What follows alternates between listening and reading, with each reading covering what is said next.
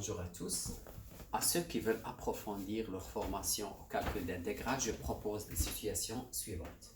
Bon, premièrement, je veux bien calculer l'intégrale de pi sur 6 à pi sur 3 de 1 sur cosinus x, sinus x, dx. Comme vous pouvez le voir, il s'agit ici d'une fonction qui n'est pas usuelle, dont la primitive n'est pas connue. Donc, on essaie de nous ramener à la tangente. Se ramener à la tangente, c'est très intéressant. Gardez ça à l'esprit. Bon, donc, je multiplie le haut et le bas par cosinus de x pour avoir ici l'intégrale de pi sur 6 à pi sur 3. Bon, rapidement, c'est cosinus 1 sur cos carré x tangente x. Ok. Eh bien, l'intégrale de pi sur 6 à pi sur 3, ici 1 sur cos carré x, c'est la dérivée de la tangente. Donc tout de suite, j'obtiens la forme suivante, qui est égale exactement, parce que c'est de la forme u' sur i, donc c'est ln, hein? La primitive c'est ln de valeur absolue de tangente x. Ok, entre pi sur 6 et pi sur 3. Si je remplace, tangente de pi sur 3, c'est tangente pi sur 3, c'est racine de 3, donc c'est ln racine de 3. ln racine de 3 moins ln, valeur absolue racine de 3, c'est racine de 3. Ici, tangente de pi sur 6, c'est racine de 3 sur 3. Racine de 3 sur 3. Ok, je passe à la deuxième forme. Donc, il s'agit de calculer l'intégrale de 0 à pi, de 0 à pi, de 1 sur 2 plus cosinus x dx. Regardez bien qu'il s'agit, l'intégrante, ce n'est pas habituel, mais la présence de cosinus de x nous dit qu'il vaut mieux passer au changement de variable t égale tangente x demi. Gardez ça à l'esprit. Cos x, sinus x et tangente x s'écrivent en fonction de tangente de x demi. Donc je peux me ramener à l'intégrale d'une fraction rationnelle qui est manipulable. Ok. Bon, tout en posant maintenant que t, c'est tangente x demi. Tout de suite, le dt égale à 1 demi, facteur de 1 plus t au carré dx. Donc, mon intégrale, elle est égale à 1 sur 2 plus le cosinus x en fonction tangente x demi égale à 1 moins t au carré sur 1 plus t au carré. 1 moins t au carré sur 1 plus t au carré. Le dx, c'est 2 fois dt. C'est 2 fois dt divisé par 1 plus t au carré. D'accord. Mais quand x égale à 0, le t égale à 0. Et quand x égale à pi, le t tend vers plus l'infini. D'accord.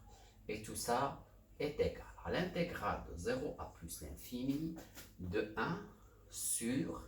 Je réduis au même dénominateur cette partie, donc 2t carré moins t carré, c'est t au carré, 1 fois 2 plus 1, donc c'est plus 3. Et bon, ok.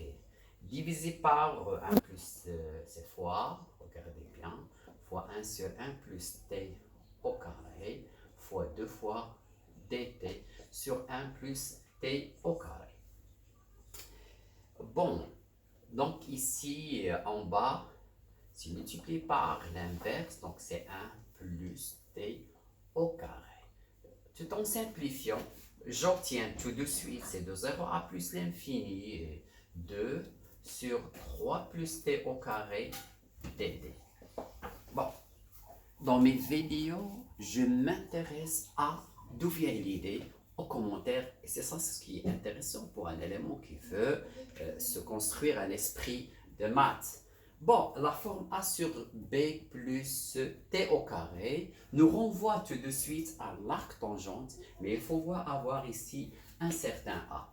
Alors, un certain 1. Donc, je dois factoriser par 3 pour obtenir 2 tiers.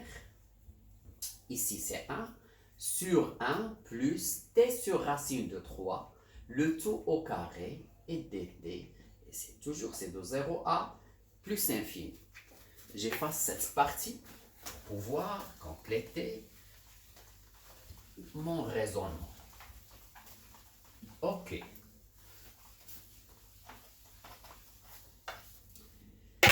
Et bon, donc j'obtiens l'opération suivante. Cette forme, c'est 1 sur 1 plus u au carré.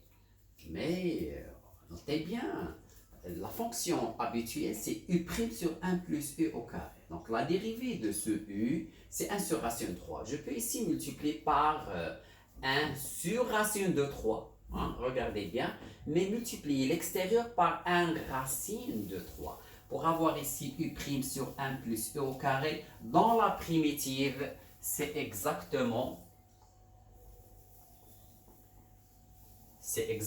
arc tangente, ok, de t sur racine de 3 entre 0 et plus l'infini.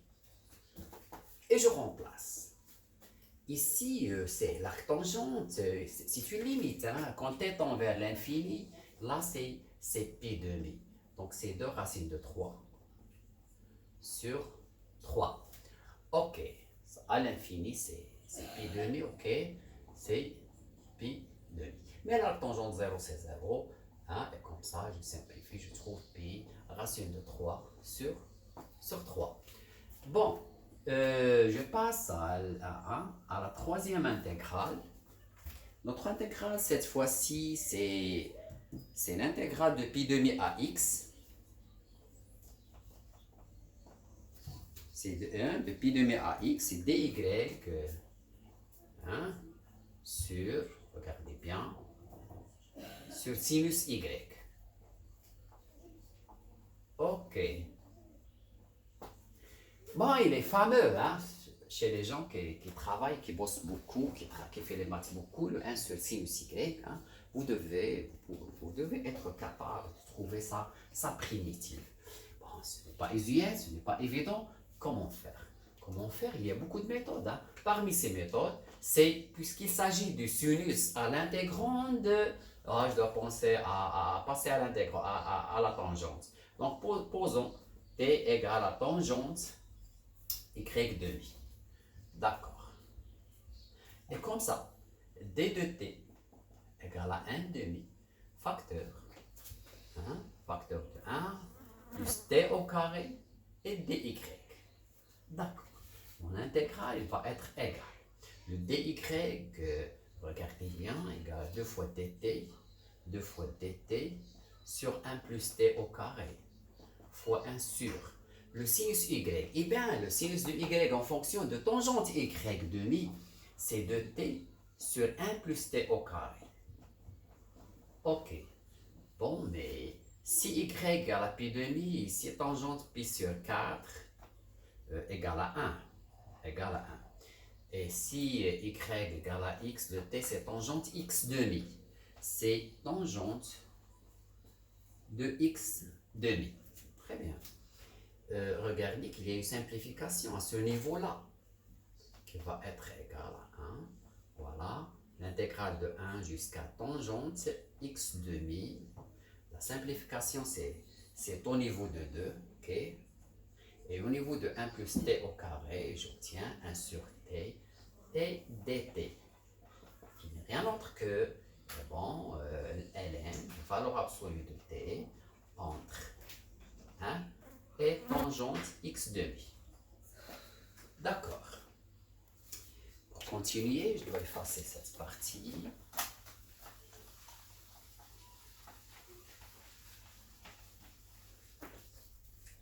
Alors, mais remplaçons le t par tangente y demi, j'obtiens mon intégrale i3 qui doit être égale à quoi?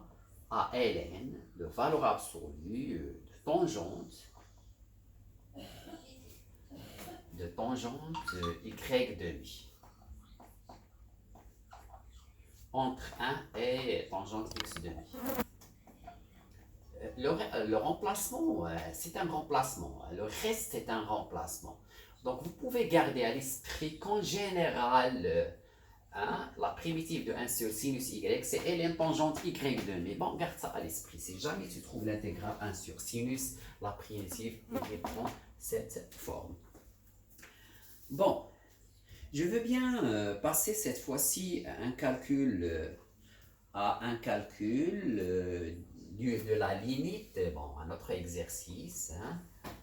Je veux bien calculer limite de sigma n plus k, sur n carré plus k au carré, et k varie de 1, le n tend vers plus l'infini, et k varie de k jusqu'à n. Bon, il est à remarquer que ça nous renvoie aux sommes de Riemann, à la somme de Riemann, ok? Donc, mais je dois signaler que ça est égal à une limite de n plus l'infini, vers plus l'infini de sigma, k égale à 1, jusqu'à n, mais ici je dois factoriser par n, et en bas par n au carré, pour avoir, en haut c'est a1 plus k sur n, d'accord, et en bas c'est 1 plus k sur n au carré. Bon, le n sur n au carré, ça vous donne 1 sur n. Tout de suite, tu peux le mettre ici.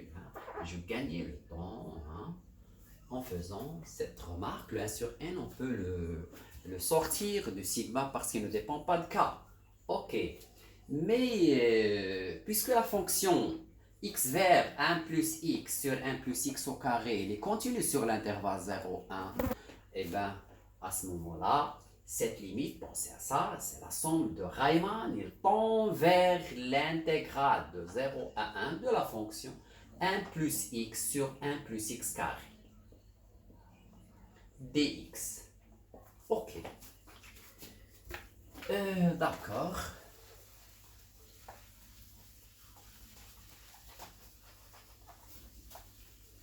Comment calculer cette intégrale? Bon, regardez une chose, c'est très simple.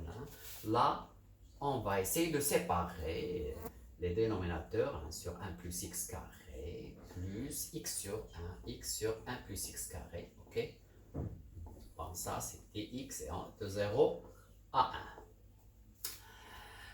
Avant, bon, ça c'est quoi ça? Le 1 sur 1 plus x carré, c'est arctangente. Arctangente de x, ok. Et si tu dérives le bas, tu trouves 2x. Donc là, tu dois avoir un certain 2 pour avoir une prime sur 1 plus u au carré. Donc plus n demi normalement, fois 2 fois n demi. Puis prime sur 1 plus u au carré, c'est arctangente de 1 plus x carré. Très bien. Bien, si tu veux, c'est ça. Tu peux mettre ln, puisque la dérivée de ça c'est en haut, tout en multipliant par 2 par 1 demi, donc c'est ln de valeur absolue de 1 plus x carré. Ok, entre 0 et 1.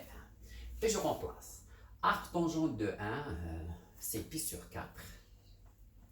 C'est pi sur 4 plus 1 demi ln de 2. Moins. Arctangente 0, c'est 0, plus ln de 1, c'est 0. Tout calcul fait, je trouve pi sur 4 plus 1 demi ln 2. Je vous demande,